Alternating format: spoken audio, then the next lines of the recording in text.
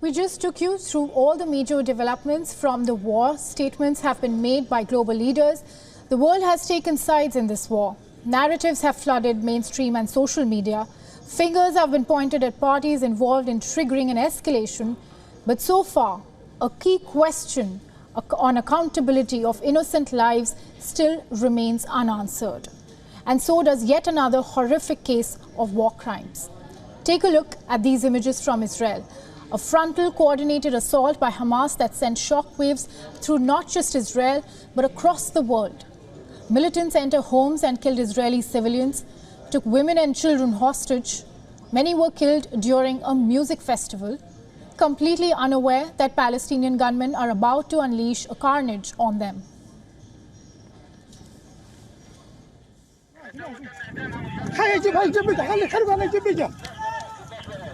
يا اخوان هاي جيب يجي سنة يوسف محمد هاي جيب اصبر هان عندك اصبر فيش راح هذا السايب وراه Now, these are just a few of the thousands of images coming out of Gaza. Hours after the Hamas attack on October 7th, Israel declared war and bombarded the Gaza Strip mercilessly. Banks, schools, residential buildings, nothing was spared in the total siege of Gaza. Missiles rained down on over 2 million people. Hundreds of families have been ripped apart, dead bodies lining up on what's left of the streets in Gaza.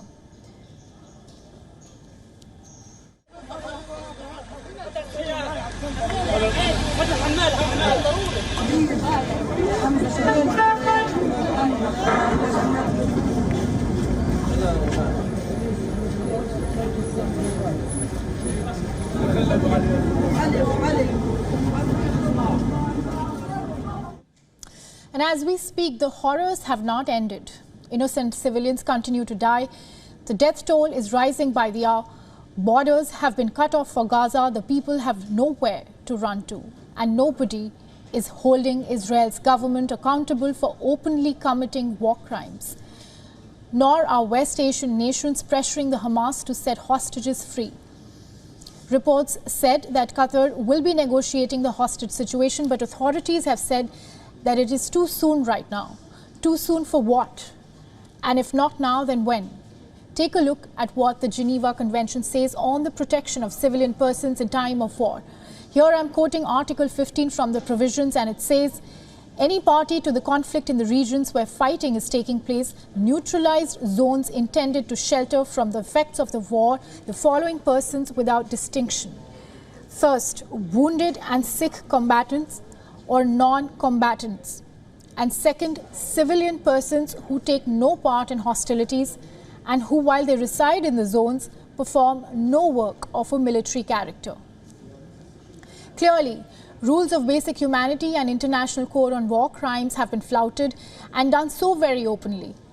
Now, Israel ratified the Geneva Conventions on July 6, 1951, 3 years after declaring independence, and at the same time displacing over 750,000 Palestinian Arabs from their homes, a tragedy that the latter refers to as Nakba or catastrophe. Now, as Gaza runs out of basic supplies, Israel has shown no mercy in bombarding its borders with Egypt, as the latter sent the truck full of aid for Palestinian civilians.